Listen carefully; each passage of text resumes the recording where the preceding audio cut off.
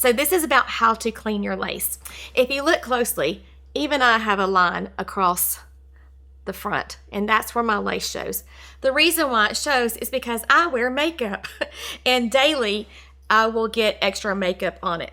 So if you're looking at my lace, you can see it's kind of covered with makeup right there, because I do put my makeup on first and then I put my wigs on.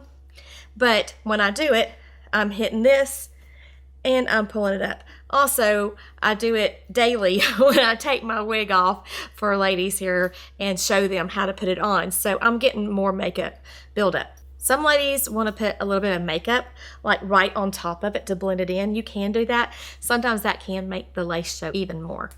Now I wash the wig. This is a human hair, Pam, and I wash her about every 3 weeks.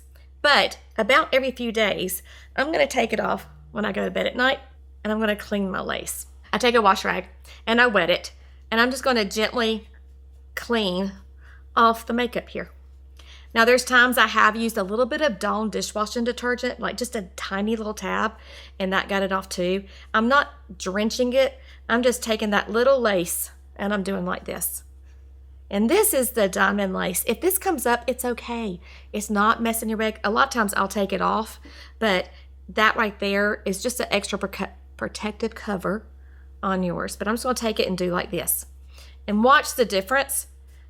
There has been times, I'm going to admit, that I have taken a wig and I got mad because I saw that line, and I ended up cutting the lace closer so I don't see it. And what that did is it messed up the whole wig.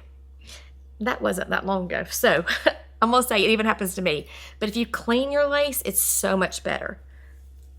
Normally I would let that dry, but now it becomes invisible again. And you really can't see that lace again. So much better just by cleaning that lace right there.